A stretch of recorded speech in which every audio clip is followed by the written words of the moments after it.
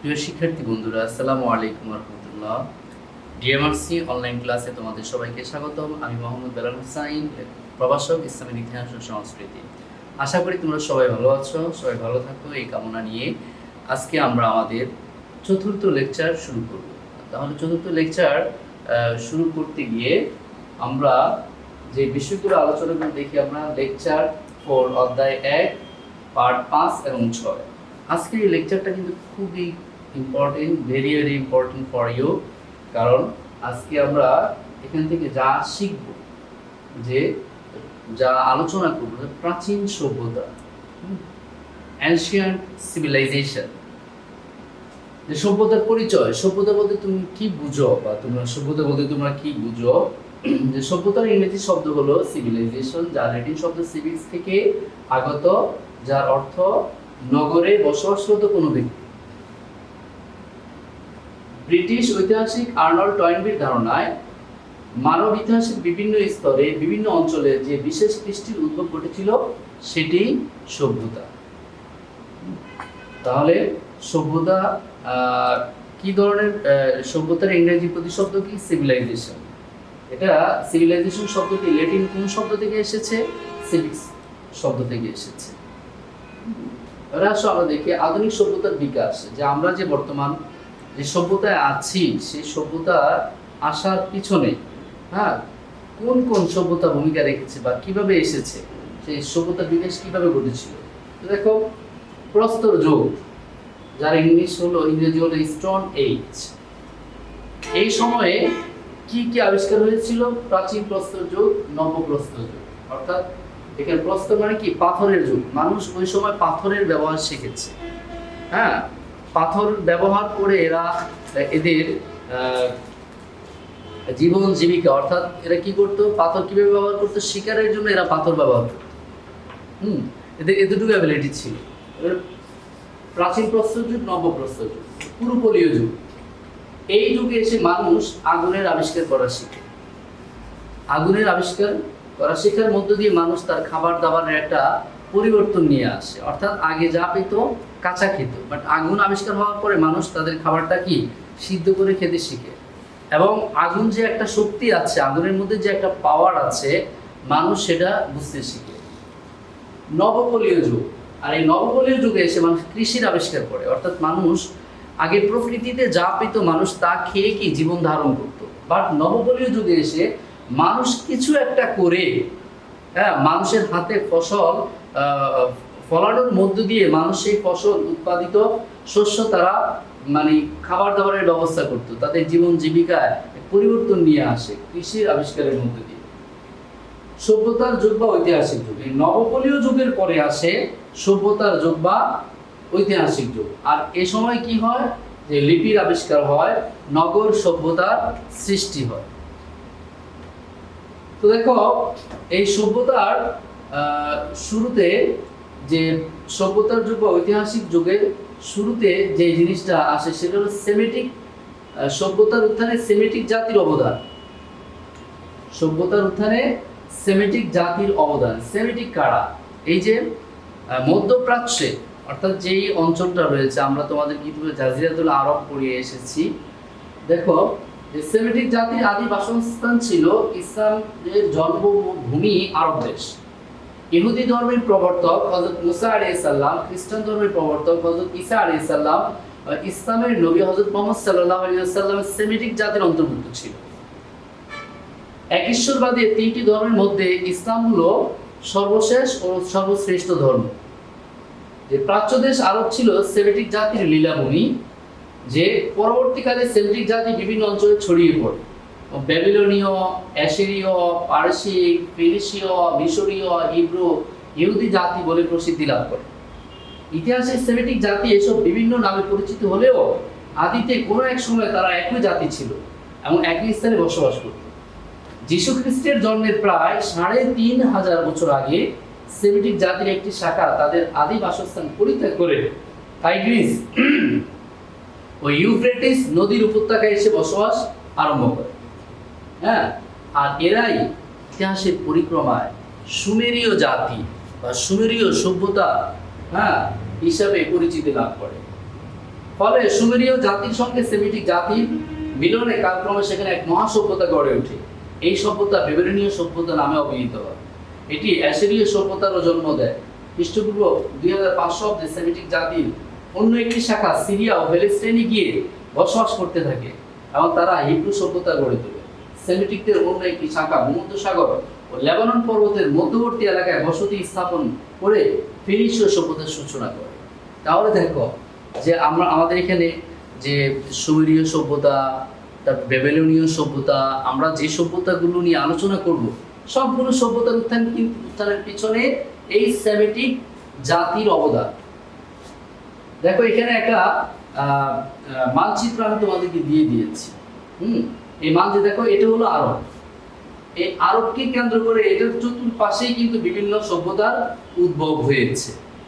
হ্যাঁ, তাহলে এই ম্যাপটা একটু অনুধাবন করার ট্রাই করব। তো দেখো আমাদের সভ্যতার আলোচনায় আমরা সভ্যতা নিয়ে যে আলোচনা করেছি, সভ্যতা বলতে কি বোঝায় সেটা বলেছি, এবং সভ্যতার বিকাশ কিভাবে হয়েছে সেটাও বলেছি। তো এই পর্যায়ে এসে আমরা ভেরি ইম্পর্টেন্ট মিশরীয় সভ্যতা নিয়ে আলোচনা করি। মিশরীয় সভ্যতা দেখো, প্রাচীন মিশরের ভৌগোলিক অবস্থান আগে জানতে হবে। মিশর আফ্রিকার, উত্তর আফ্রিকার একটি দেশ এবং একটি সমৃদ্ধ এবং বিখ্যাত একটি দেশ। দেশের বর্তমান রাজধানী কায়রো। এটার প্রেসিডেন্ট সিসি। প্রায় কিছুদিন 2-3 বছর আগে এই মিশরের প্রথম গণতান্ত্রিক প্রেসিডেন্ট নির্বাচিত হয়েছিল, যে মুসলিম ব্রাদারহুড থেকে আল মুরসি। বাট সেখানে আবার সামরিক অভ্যুত্থান ঘটে। সামরিক অভ্যুত্থানের মধ্যে দিয়ে সে মুরসির পতন হয়, মুরসি অ্যারেস্ট হয়ে যায় এবং সেই জেল থাকা অবস্থায়, কারা অন্তরীণ অবস্থায় সে মুরসি মারা যায়। প্রাচীনকাল থেকেই মিশর সভ্যতার ইতিহাসে, মানব জাতির ইতিহাসে একটি গুরুত্বপূর্ণ জায়গা, এবং সেই আজকের এই মিশর হওয়ার পিছনে যে সভ্যতা কাজ করেছে সেটা হল মিশরীয় সভ্যতা। প্রাচীন মিশরের ভৌগোলিক অবস্থান। প্রাচীন মিশরের ভৌগোলিক অবস্থান আলোচনায় আমরা বলতে পারি মিশরীয় সভ্যতা আফ্রিকা মহাদেশের উত্তর পূর্ব অঞ্চলে অবস্থিত। আফ্রিকা একটা মহাদেশ, এই মহাদেশের উত্তর পূর্ব অঞ্চলে মিশরের অবস্থান। দেশটির উত্তরে ভূমধ্যসাগর, আমাদের এই যে এটা হলো পুরো মিশর মানচিত্র। উত্তরে দেখো মেডিটেরিয়ান সি অর্থাৎ ভূমধ্যসাগর। দক্ষিণে বর্তমান সুদান রাষ্ট্র, নিচের দিকে অর্থাৎ দক্ষিণ, এদিকে হলো সুদান রাষ্ট্র। উত্তর পূর্বে আরব মরুভূমি, এই যে উত্তর এবং পূর্ব, এদিকে আরব মরুভূমি এবং রেড সি লোহিত সাগর। পশ্চিমে বর্তমান লিবিয়া ও নীল নদ। পশ্চিমে বর্তমান লিবিয়া এবং নীল নদ, যে নীল নদকে কেন্দ্র করেই মূলত মিশরীয় সভ্যতার উৎপত্তি। এই বিষয়ে আমরা আলোচনা করব। তো দেখো ভৌগোলিক অবস্থান বিবেচনায় পুরো মিশরকে আবার 2 ভাগে ভাগ করা হয়েছে। যে দক্ষিণাঞ্চলকে বলা হয় আপার ইজিপ্ট। আপার ইজিপ্ট অর্থাৎ আপার ইজিপ্ট হলো অর্থাৎ উত্তর মিশর, উঁচু মিশর। আর লোয়ার ইজিপ্ট এটা হলো উত্তর অঞ্চল, নিম্ন মিশর। উচ্চ মিশর, নিম্ন মিশর। লোয়ার ইজিপ্ট হলো নিম্ন এবং আপার ইজিপ্ট মানে উচ্চ মিশর। যে দক্ষিণাঞ্চল আপার ইজিপ্ট, উত্তরাঞ্চল লোয়ার ইজিপ্ট। মিশরীয় সভ্যতার বিকাশ ও নীল নদের অবদান। যে নীল নদ পৃথিবীর দীর্ঘতম নদী। এই নীল নদ পৃথিবীর প্রায় আফ্রিকার 11টি দেশের মধ্য দিয়ে প্রবাহিত, যা পতিত হয়েছে ভূমধ্যসাগরে। বলা হয়ে থাকে নীল নদীর উৎপত্তি হয়েছে কোথা থেকে? ভিক্টোরিয়া হ্রদ থেকে। ভিক্টোরিয়া হ্রদ থেকে উৎপত্তি এবং ভূমধ্যসাগরে পতিত। যে উৎপত্তি এবং পতিত যে মাঝখানে যে নীল নদ প্রায় 11টি দেশের মধ্য দিয়ে প্রবাহিত, আর এই জন্য নীল নদকে বলা হয় পৃথিবীর দীর্ঘতম নদী। বাট যদি বলো পৃথিবীর প্রশস্ততম নদী, তখন কিন্তু হবে অ্যামাজন। পৃথিবীর প্রশস্ততম নদী অ্যামাজন এবং দীর্ঘতম নদী হলো নীল নদ। তো দেখো মিশরকে নীল নদের অবদান বলেছেন the gift of Nile. Egypt gift of Nile. যে কে বলেছেন এই কথাটি? ঐতিহাসিক হেরোডোটাস, যে ইতিহাসের জনক বলা হয় হেরোডোটাসকে। আর তিনি বলেছেন দ্য গিফট অফ দ্য নীল, যে মিশরকে নীল নদের অবদান বলে অভিহিত করেছেন। কেন? কারণ নীল নদের অববাহিকা মিশরীয় সভ্যতার উৎপত্তি। এই নীল নদকে কেন্দ্র করে মানুষ তাদের ফসল উৎপাদন করত। যে নীল নদের পানি প্লাবিত হয়ে মানুষের বাসা বাড়িতে পানির প্লাবন যেত, ফসল এই নীল নদের পানি দিয়ে মানুষ ফসল উৎপাদন করত। হ্যাঁ, ফসল উৎপাদন করার মধ্য দিয়ে এরা সভ্যতা টিকে থাকে, খাবার দাবারের এদের ভালো ব্যবস্থা হয়, যার কারণে এরা যাযাবর জীবনযাপন বাদ দিয়ে এই নীল নদের তীরে এদের স্থায়ী বসতি গড়ে তোলে। আর এইভাবে নীল নদ মিশরীয় মানুষের জীবনে একটা গুরুত্ব বহন করে। তো এই সম্পর্কিত আলোচনা তোমাদের বইতে যেমন রয়েছে, আমাদের এই স্লাইডও রয়েছে, তোমরা বই থেকে হেল্প নিতে পারো, এখান থেকেও হেল্প নিতে পারো। দর্শক, প্রাচীন মিশরের রাজনৈতিক ইতিহাস। প্রাচীন মিশরের রাজনৈতিক ইতিহাসকে কয়েক ভাগে ভাগ করা হয়েছে। প্রথমত হলো প্রাক রাজবংশীয় যুগ। সময়কাল হলো খ্রিস্টপূর্ব 5000 থেকে 3200। আর এই সময় কি কি হয়েছিল? 40টি নগর রাষ্ট্রে বিভক্ত। এই সময় মিশরকে 40টি নগর রাষ্ট্রে বিভক্ত করা হয়েছে। তো রাজধানী ছিল হেলিওপলিস।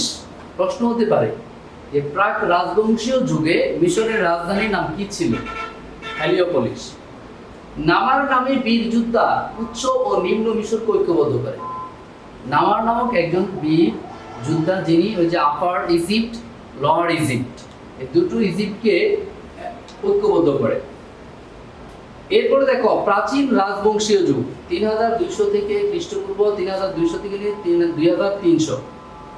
এই সময় উল্লেখযোগ্য করার মতো কি কি আছে? রাজা ম্যানেস রাজবংশীয় যুগের সূচনা করেন, রাজবংশের যুগের সূচনা করেন। উত্তর দক্ষিণ মিশরকে একত্রিত করেন। তাহলে পরীক্ষা আসতে পারে যে উত্তর ও দক্ষিণ মিশরকে একত্রিত করেন কে? অ্যান্সার হবে রাজা ম্যানেস। তৎকালীন সময়ে রাজধানী ছিল থিনিস ও মেমফিস। দেখো, প্রাক রাজবংশীয় যুগে রাজধানী ছিল হেলিওপলিস, আর প্রাচীন রাজবংশীয় যুগে রাজধানী হলো থিনিস ও মেমফিস। এরপর দেখো মধ্য রাজবংশীয় যুগ। সময়কাল 2100 থেকে 1788 খ্রিস্টপূর্ব। এখানে শ্রেষ্ঠ রাজা ছিল নেবো হাপেট্রা। গোটা মিশরকে কেন্দ্রীয় শাসনের অধীনে আনেন। এই নেবো হাপেট্রা পুরো মিশরকে কেন্দ্রীয় শাসনের অধীনে আনেন। দ্বাদশ রাজবংশের সময়কে স্বর্ণযুগ বলা হয়। আর এই সময় হিক্সরা মিশর আক্রমণ করে। এরপরে হলো নতুন রাজবংশের বা সাম্রাজ্যের যুগ। এই সাম্রাজ্যের যুগে এসে বিদেশি শক্তির হাত থেকে মিশর মুক্তি লাভ করে। তৃতীয় আমেনহোটেপ উন্নতির শীর্ষে পৌঁছান। 525 খ্রিস্টাব্দে পারস্যিকদের হাতে চূড়ান্ত পতন ঘটে। দেখো, সভ্যতায় মিশরীয়দের অবদান, it's a very very important. হ্যাঁ, এটা পরীক্ষায় এমন কোনো পরীক্ষা নাই যে পরীক্ষায় আসে না। অতএব এই বিষয়গুলো ভালোভাবে অনুধাবন করতে হবে। 1 নম্বর হলো ধর্ম। সভ্যতা মিশরীয়দের যে অবদান, ধর্মকে এরা কতটা গুরুত্ব দিত, ধর্ম নিয়ে এরা কি কি করতো, তাদের বিশ্বাস কেমন ছিল। যে সূর্য দেবতা রা অথবা রে অথবা আমন রে, মিশরীয়রা এক ঈশ্বরবাদে বিশ্বাসী ছিল। বাট তারা সৃষ্টিকর্তার এই পাওয়ারটাকে এরা বিভিন্ন মাধ্যমে প্রকাশ করত। এর মধ্যে তারা যেই দেবতাকে সবচেয়ে বেশি শক্তিশালী মনে করতো তা হলো সূর্য দেবতা। তৎকালীন সময়ে তারা মনে করতো পৃথিবীর সকল শক্তির আধার সূর্য, আলো, সূর্যের যে আলো। অতএব সূর্যের আলো যদি না থাকতো তাহলে কি যে আমরা পৃথিবীতে কোনো ফসল উৎপাদন করতে পারতাম না, আমরা জীবন জীবিকা আমাদের একেবারে অসম্ভব হয়ে যেত। এই জন্যই তারা সূর্যকে তাদের প্রধান দেবতা হিসেবে মেনে নিয়েছে। আর এই হলো তাদের সূর্য দেবতার প্রতিচ্ছবি আমাদের যে ম্যাপে। এই সূর্য দেবতার নাম রে অথবা রে, রা অথবা রে। যার কারণে এরা তাদের যেই প্রধান ব্যক্তি মিশরের প্রধান ব্যক্তি অর্থাৎ রাজকীয়ভাবে যারা রাজা এদেরকে বলা হয়তো ফেরাউন। আমাদের কোরআনে অনেক জায়গায় আছে যে মুসার সময় ফেরাউন কিভাবে মুসার উপর আক্রমণ করেছে, মুসাকে মিশর থেকে বিতাড়িত করেছে, সে বিষয়ে আমরা জানি। তাহলে আমন রে এই তাদের যে এই সূর্য দেবতা, এটাকে আবার আমন রেও বলা হোক।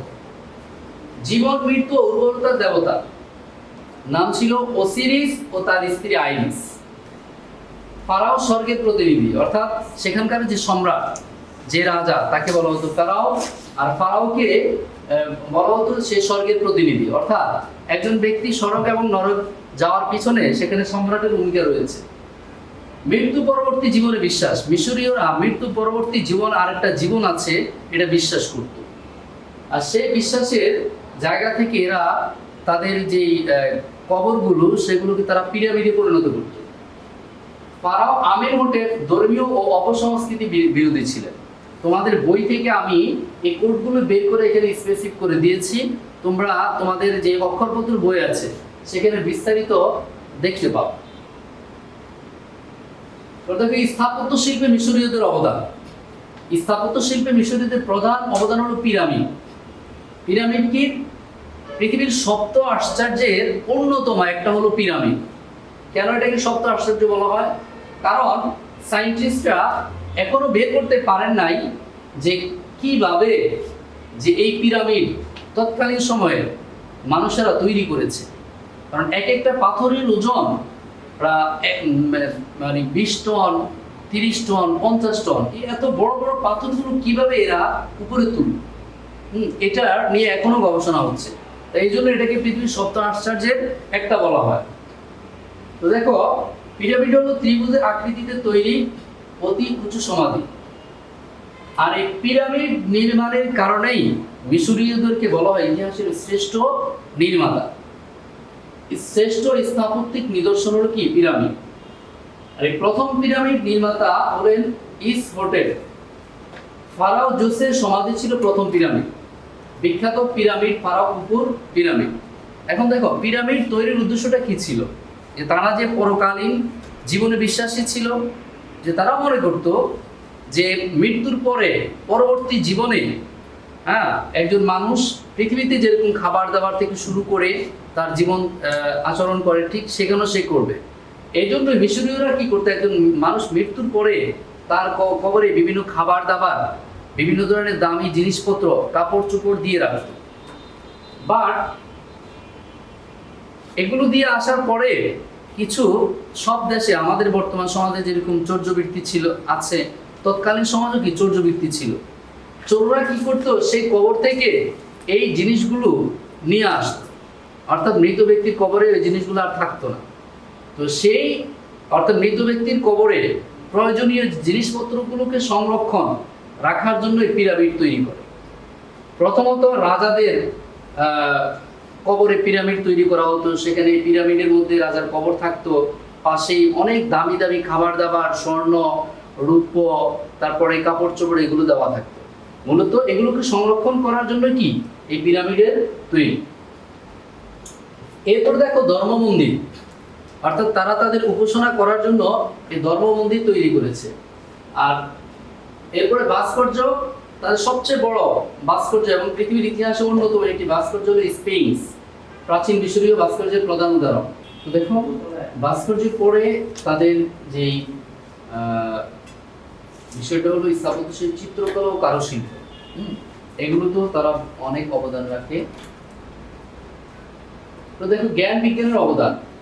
জ্ঞান বিজ্ঞানের অবদানের মধ্যে প্রথম হলো লিখন পদ্ধতির আবিষ্কার। পৃথিবীর ইতিহাসে প্রথম লিখন পদ্ধতির আবিষ্কার করে মিশরীয়রা। তাদের এই লিখন পদ্ধতির নাম হলো হাইরোগ্লিফিক, যার শব্দের অর্থ, যে হাইরোগ্লিফিক শব্দের অর্থ হলো পবিত্র লিপি। এই পবিত্র লিপির তিনটি রূপ: চিত্রভিত্তিক, অক্ষরভিত্তিক, বর্ণভিত্তিক। তাহলে হাইরোগ্লিফিক কি? হাইরোগ্লিফিক হলো মিশরীয় সভ্যতার একটা লিখন পদ্ধতি। আর এটা কি ধরনের লিখন পদ্ধতি? চিত্রভিত্তিক লিখন পদ্ধতি। যে দেখো, এই যে চিত্রের মাধ্যমে এরা বিভিন্ন কিছু প্রকাশ করত, যে ম্যাপে এখানে দেওয়া আছে। তারপরে কাগজের আবিষ্কার। পৃথিবীর ইতিহাসে বলা হয়ে থাকে কাগজের আবিষ্কার করা হয় পরে মিশরীয়রা। কিন্তু কোনো কোনো ঐতিহাসিক বলেন না, কাগজের আবিষ্কারটা হয়েছে চীন থেকে।